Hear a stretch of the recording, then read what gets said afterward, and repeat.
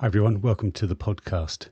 P is for Plog. This is my podcast that just talks about my life as a professional plogger to see if it will work. Plogging, for those who don't know, is picking up trash while you're running. I've been doing it for coming up to 14 years. The last 6 months, I've been doing it as a profession. I don't know if it's going to work. I don't know if it's going to fail, but we're going to give it a go. Today's episode, Season 2, Episode 6, is P is for Planning. Podcast sub-episode number 1 or something along those lines.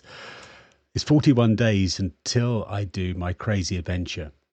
For those that don't know, I'm going to be running 31 marathons in a row in May. Every day in May, I'll be running at least a marathon in a banana suit, picking up trash the entire time and running around the entire country. I will literally be covering all of the country on this adventure.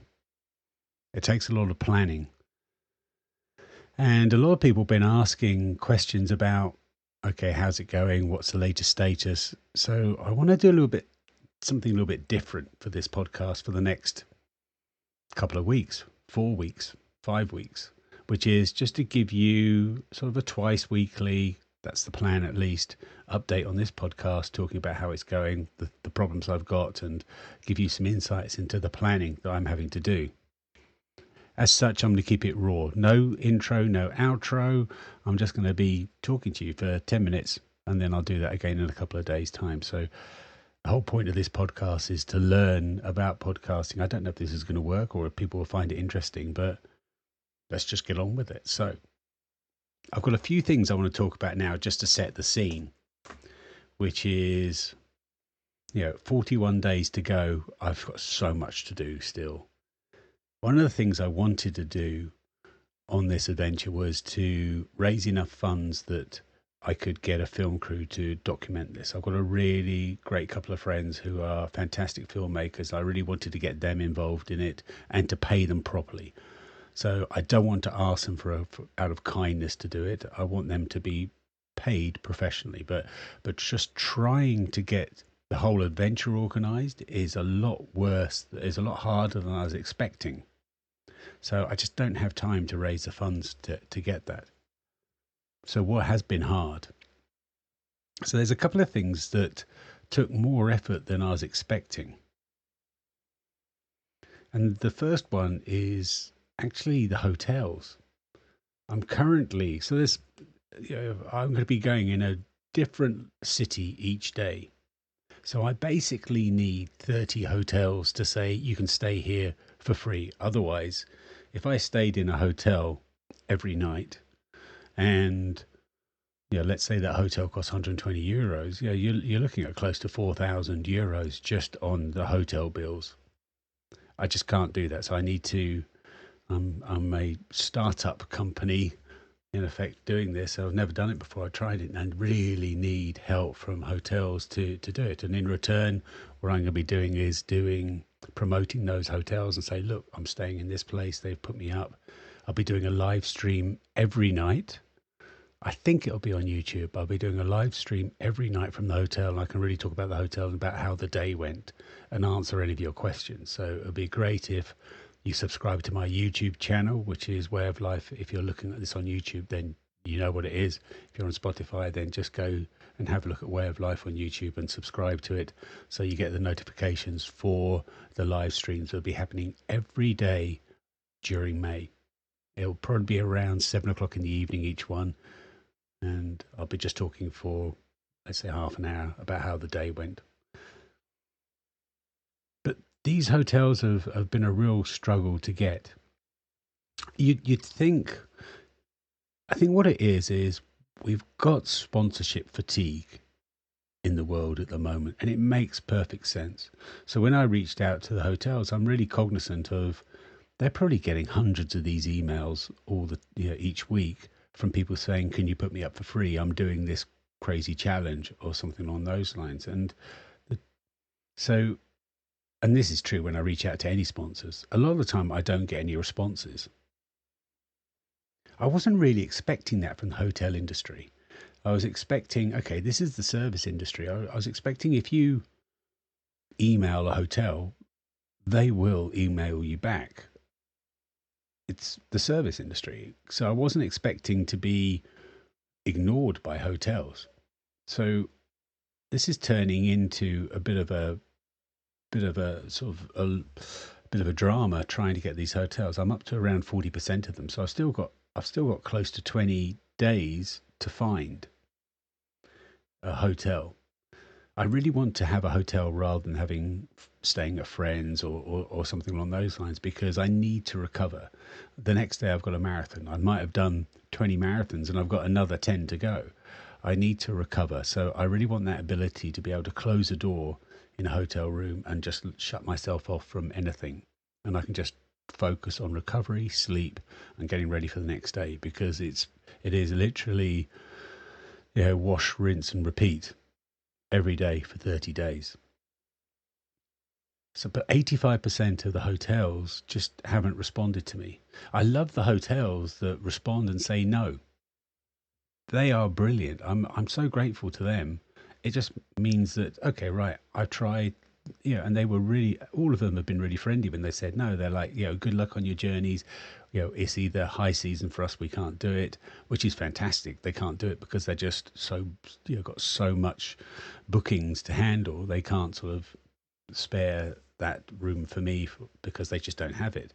That's the best no you can get, because it means that their business is going well. So I really don't. I love those no's. I prefer the yeses, and I've had some really, and every yes I got has been fantastic. I just don't like those ones that you don't get a response on. But I can't complain about it, because I think they're just so overwhelmed with these. I think they just see, and this is true of just me reaching out to sponsors in general, I think they just get these messages and they just go, oh, someone wants something from me to give them. They want me to give them money, or they want me to give them something, whatever it is. And it's understandable that they do that, because although I'm really enthusiastic and passionate about what I'm doing, and I think it has a real place in this world, and I think it's worth supporting, all those other ones are as well. If someone's saying, right, I'm running a marathon for a cancer charity, I'm running, I'm doing this adventure and I'm doing it to raise awareness about mental health, every one of those is important. I can't say mine's more important than theirs, because it isn't. Every one of them more than likely has a really valid reason. So it makes pure sense. It makes total sense that they just don't respond to me because they just haven't got capacity. But it is taking a lot of time. So that was one of the things that has really shocked me. I was expecting to get those quite easily, but I've got quite a few big cities that I need to sort of try and find accommodation for. The other thing I don't like to do is I don't like to email more than one at a time, in terms of, if I'm going to, Amsterdam, then I will email one hotel, or that's what I want to do. And this is true with any products as well. If I try and get gifted a product, I will email one brand or one hotel at a time and give them a chance to respond. It's not fair if it's for me, it's unethical for me to send out to 5 and then I get 2 yeses back and I go, oh, sorry, they got first. That doesn't work. That doesn't sit right to me. But I'm now in a situation with the hotels. I'm having to do that. So I'm putting a disclaimer in those emails saying, look, I'm sorry, but I'm having to reach out to quite a few hotels. So just be aware of that. I haven't even started reaching out to the councils yet, so that's the next on my list. So next week I've already got to reach out to the councils to make sure that they join me for the cleanup. So I've got to reach out to the media. That's all a lot of extra work. So there's so much more foundation work that needs to be done before I can even lock down a specific day. Some of them are really coming on well, but there's a lot of them that need to be done. So those are some of the difficulties that I've got in terms of just reaching out to people and trying to get a response and trying to get gifted things that I'm sure, it's just taking way more time than I wanted. And of course, I've got to do all my daily stuff that I'm doing. Today is Friday, and Friday the 21st, and I'm going off to Den Haag in a little bit to do something with supporters from Scone for their Landelijk Opschoondag tomorrow, sort of the national cleanup day here in the Netherlands tomorrow.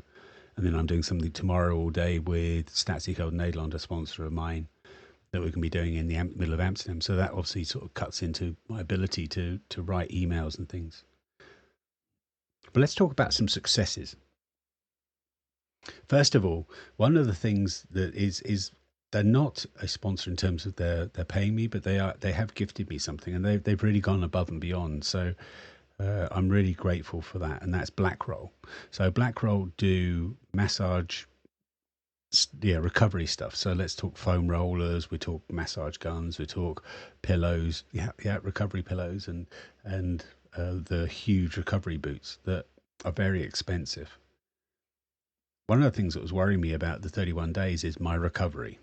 That's the hotel. The why I want to be locked away in a room is I just want to be able to sort of shut myself off and recover. I don't want to sort of stay with friends because then I feel like I have to engage them. I can't just sort of hide. So recovery has been a real worry for me. So I thought I would reach out to Blackroll because I've got one of their foam rollers and it is just so brilliant. It's called the Twin. And if you look at the Blackroll Twin, it is a really different design for the foam roller, and it's perfect for my calves and my Achilles. That is my weak point. So I love that. So I thought I'd reach out to them. There's a good connection with RunX, which is my sponsor, my running shop sponsor in Haarlem. So I only want to really, when it comes to sports equipment, I only really want to be working with brands and products that they sell, and they sell Blackroll. So I reached out to them just on the off chance, say, could you lend me some recovery boots for this crazy adventure? And they've actually gifted them to me. So the recovery boots I've tried already, and they've also gifted me a pillow, and game changers for me. It is just so fantastic. I'll be doing a post on Instagram next week about it. But these recovery boots are fantastic. They really work your legs. I used them the next day. I felt immediately when I got up, I felt more supple and recovered than I would normally. And the pillow is, I didn't ask for the pillow. They've gifted me one that's like a memory foam type pillow. And I was like thinking, oh, that's kind of nice, but I don't what am I going to do? But then it makes actually perfect sense. When you go into these hotels and things, you can get such different types of pillows. Some work, some don't. Yeah, they're all great pillows. I'm not saying that, but yeah, everyone prefers a different type of pillow. Whereas now I will have this recovery pillow from Blackroll that you can scrunch up, put it away really tidily in my buggy, and then each day I've got the same pillow I'm going to be sleeping on. Just something along those lines. It's just a little detail, but I think it's going to make a world of difference. So I'm super excited that the Blackroll have been so kind to gift me those. So yeah, for those that are on Instagram, Way of Life, then look out for that post next week. But love them. Another item that took a while to get gifted, but I've now got arranged, was the buggy. I mean, that's another thing. It was like, I tried to focus on one brand in terms of the buggy, because I've got to take all my all of my gear around with me. I've got to put trash into bags and things, and I'm doing 1,300 kilometers of running. I need to be as efficient as I can and sensible as I can. So I'm going to be using one of those baby joggers that you sort of see people doing, jogging with their baby in the front. And a friend of mine actually suggested, because I was going to do sort of pull a beach trolley thing, and they said, instead of pulling that, why don't you just push a baby jogger? It makes much more sense. They're faster, they're lighter, they're more maneuverable. I was like, oh, genius. So I reached out to one brand at the end of last year, beginning of this year, and it kind of trickled. It looked like it was going somewhere, it didn't go somewhere, and it was just like, I'm just not getting out here. But I tried to stick them out, and they went, okay, no, I can't wait any longer. I'm going to try another one. So I tried another one. So I looked at sort of another brand, and no reply at all. And I was thinking, this is a perfect thing to sort of show off your product. To me, That's the problem. Is it's my view is obviously different from their views. They're looking at it from a sort of a sales perspective. I was like thinking every single photo that people will see of me doing this adventure is going to be me with their baby jogger. It seems like a great PR moment for something that probably cost them a couple of €100. I did get one response from a German brand, and they said, "Yeah, sorry, the Dutch market is not something we can get into." So again, that's just like a fantastic. Getting a no back is brilliant. But thanks through to the help of another person, I think I poked a brand. I've got this awesome buggy. I'm not going to tell you who the brand name is yet, because until I actually see it in my hands, then I don't want to sort of mention them and jinx it. But it looks like I've got a buggy that's been sorted, and it is an awesome buggy. Really, I couldn't be happier. I'm super excited about it. Hopefully I can get it soon so I can start training, because obviously I've got to not just train for 31 marathons. I've got to train picking up trash in a banana suit and pushing a baby buggy. So it's there's just layer and layer and layer of difficulty. So it's it's going to be interesting to sort of practice with. But hopefully I get it soon, and then I can sort of talk more about it on one of these podcasts. The last thing that I want to mention, that I will be mentioning more and more over on this sort of short sort of sub series of the podcast, is the banana suits. When it was clear that banana suits are the way forward in terms of making an impact, it is just amazing the impact it has. It brings joy to people's day. You really see that. They see it and start laughing at me.